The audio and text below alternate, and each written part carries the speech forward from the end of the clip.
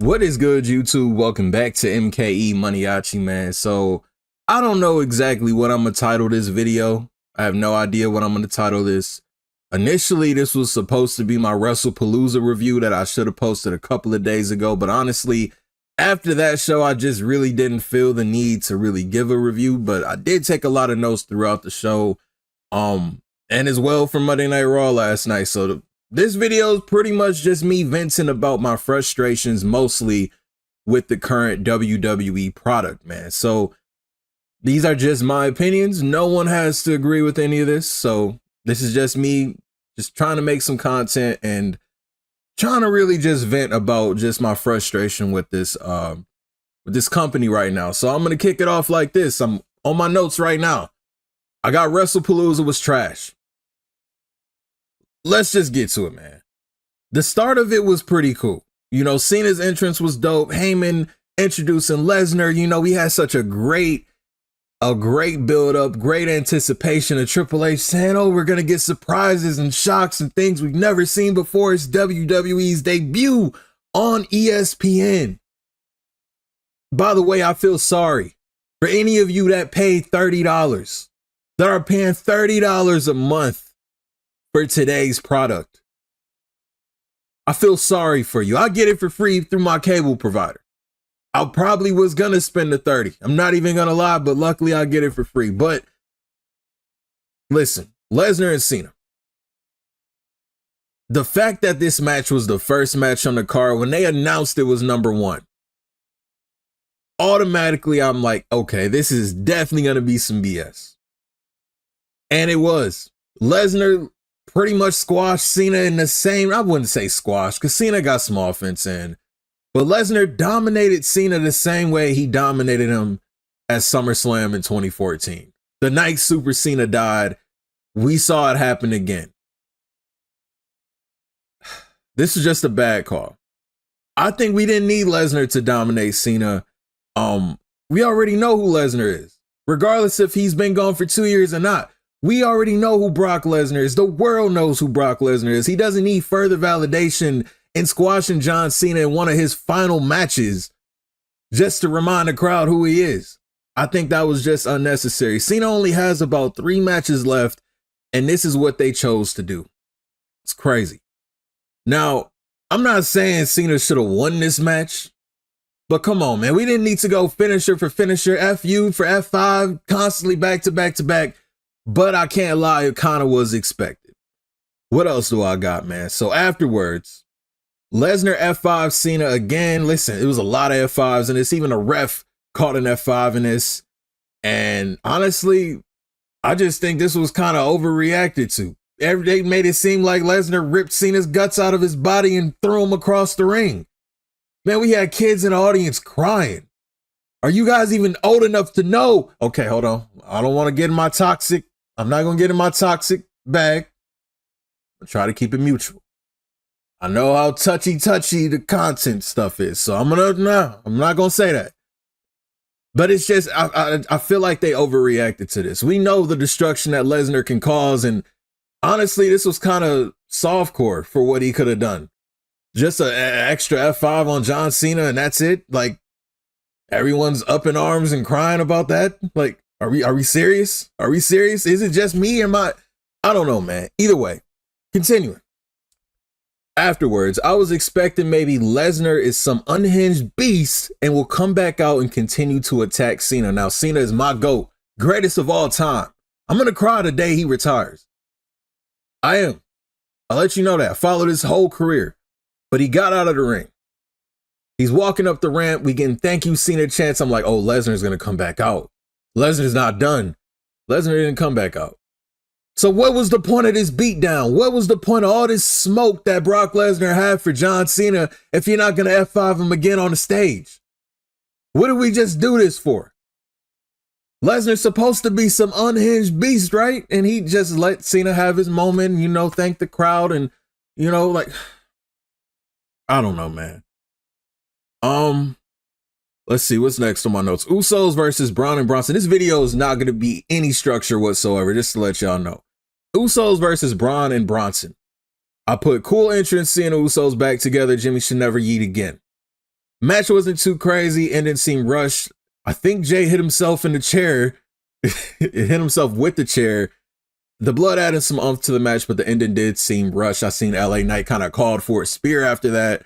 And yeah, the ending kind of seemed a little rushed and kind of anticlimactic, but you know, Stephanie and Io saved the show. Great match, great result. I put this match saved WrestlePalooza and ESPN's faith in WWE. Congratulations to Stephanie Vauquier. Salute Io Sky. Shout out to the ladies because they saved this event. Rollins and Lynch versus CM Punk and AJ Lee. I fell asleep on this match. I didn't even get to see any of the entrances. I think it was during a ad break or something. I fell asleep. I worked this day. I worked earlier in the day. I fell asleep. Fell asleep and woke up to the Undertaker riding out on his motorcycle to say Stephanie's getting inducted into the Hall of Fame next year.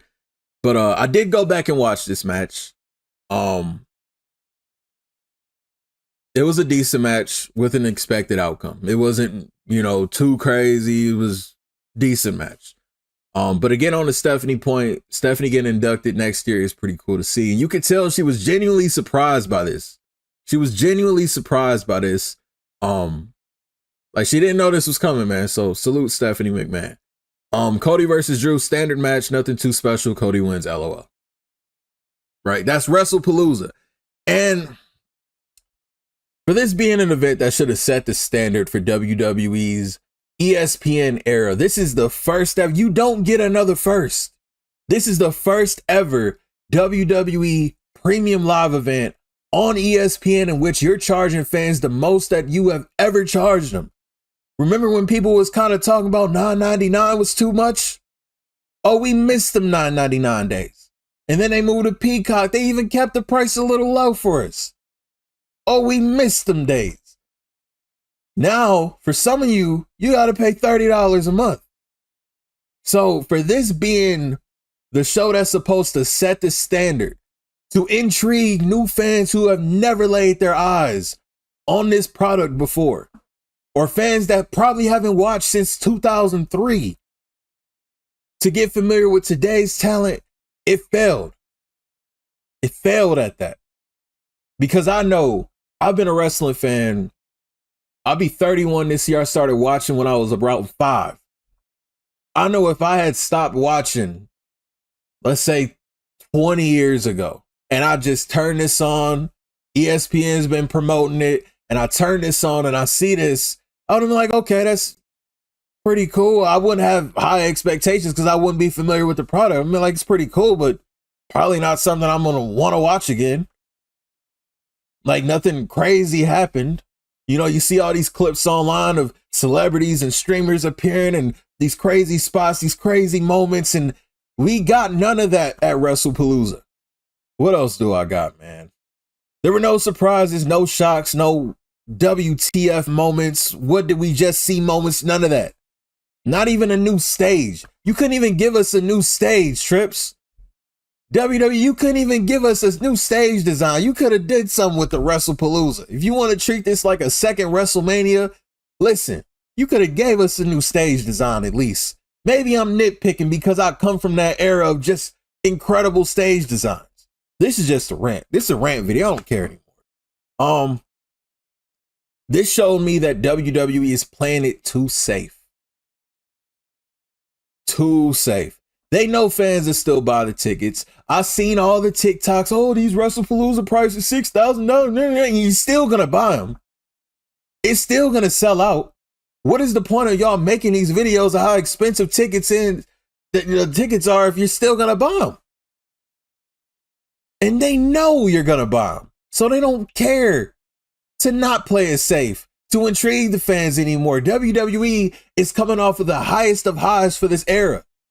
That being the WrestleMania 40 and the Rock, the final boss, man, it's sizzling from that. They slowly, starting to cool down, but they still riding off that high. They're making money, hundreds of millions of dollars from Saudi Arabia for WrestleMania. Oh, they reeking in the cash. So when they see y'all little videos about, WrestleMania, $10,000 a seat, they know you're still going to buy them. They know you're going to go into debt, take out a second mortgage to go to WrestleMania, and they do not care.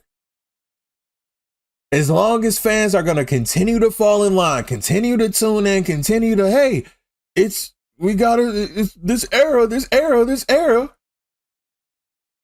They're not going to change anything, man. They're not going to change anything. $30 a month for this is crazy. I get it free, but today's product is definitely not worth $30 a month. Sorry to all the fans out there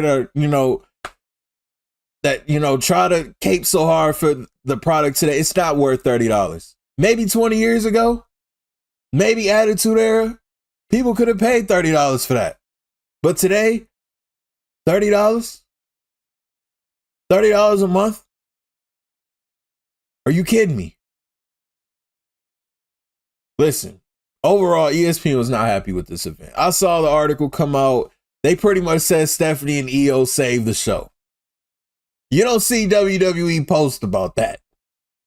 Listen, what I need creative, Triple H, Nick Khan, everybody in WWE to understand is ESPN is not playing with wrestling. They are a sports broadcast network. If your show is trash, they're going to tell you it's trash.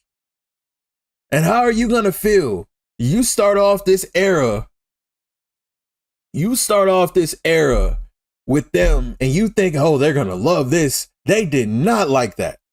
So now what you got to do is go back to the drawing board, try to figure out with this incredible roster of talent you got, how are we going to turn this around?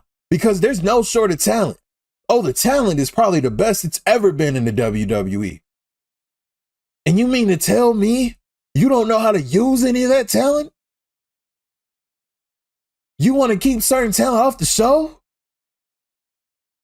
I saw the whole thing. They were going to have Drew McIntyre win the championship. Why didn't you do that? Randy Orton could have came in and cost Cody the match and turned heel. You could have added some shock value there. You didn't do it. You guys are playing it too safe. You're playing it too safe, man. Too safe. Oh, man. But ESPN is not going to play with y'all. And when it comes time for renegotiation, they're going to kick your ass off their network. And then you're going to have to run back to Peacock or something. Get it together, man. Because I know you guys can do it. You don't need The Rock there to do it. I know y'all can do it. Listen, man. On to Monday Night Raw. That was just WrestlePalooza. This is a rant video, right? All right, Monday Night Raw. I got Rose versus Rollins is set for Crown Jewel. This will be a great match. The promo alone was enough to build for this match, and it was great for me. I think it had a lot of sentiment behind it, a lot of meaning behind it. You know, Rose bringing up WrestleMania 40, Rollins with the watch. Of course, their feud with each other, and Cody Rhodes thanking Seth Rollins like, you changed my life. It has a deep meaning to it, so I can get behind that. Nothing bad to say about the Rhodes and Rollins promo. What else do I got? The most interesting thing about Raw right now is Jey Uso inevitably turning heel. From arguing with Jimmy to zoning out Cody and just looking at his belt, Jey is locked in. And I'm telling y'all, Crash Out Uso is on the way. It's on the way. He didn't even do the right thing after the match with LA Knight. He didn't want to help him. Come on, man. Crash Out Jey Uso is on the way. Best believe.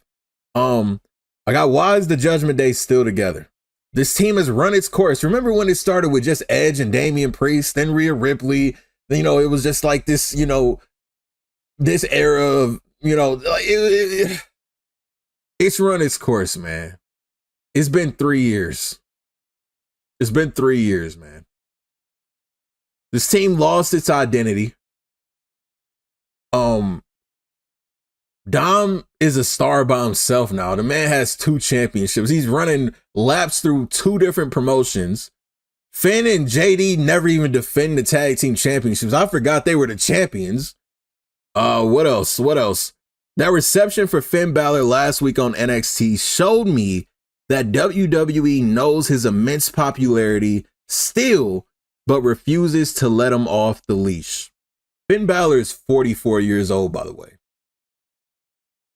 The curtains are closing. He's got more time behind him than ahead of him in ring wise. respectfully. And for him to still get that reception in NXT, come on, what are we doing? Really, what are we doing? Jay versus LA ends in Vision beatdown, of course, right? And this was supposed to go up against the Lions versus Ravens game. Are you serious?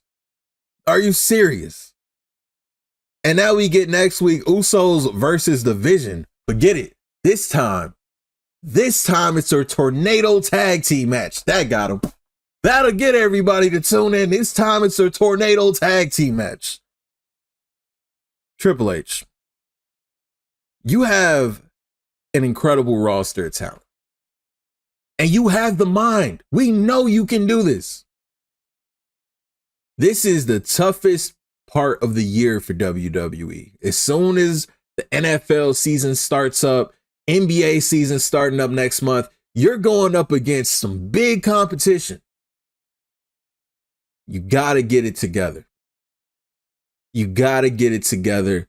You got to get people invested, especially with these prices for, I ain't even going to say that because they're still going to buy tickets to WrestleMania. It doesn't matter. But you got to do something, man. These are just my opinions. I felt like I had to rant. And I know people are going to say, then just don't watch. Shut up. I'm going to still watch because I'm a fan at the end of the day. I'm still going to watch the product.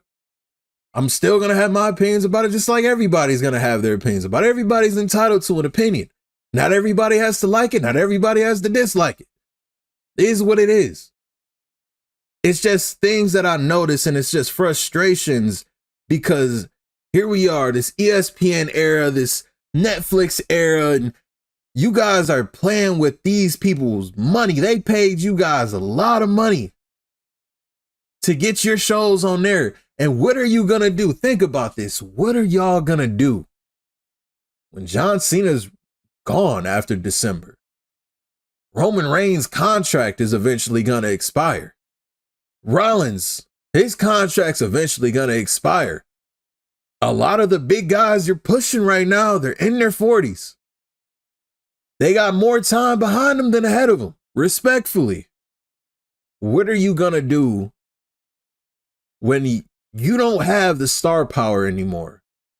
And if it's like this right now, if you thought Wrestlepalooza with Brock Lesnar and John Cena on the same card could be that bad, what's going to happen when there's no Brock Lesnar and John Cena? I don't know, man. This is just all, me reading my notes, a lot of it off the top. But let me know what you think about it, man.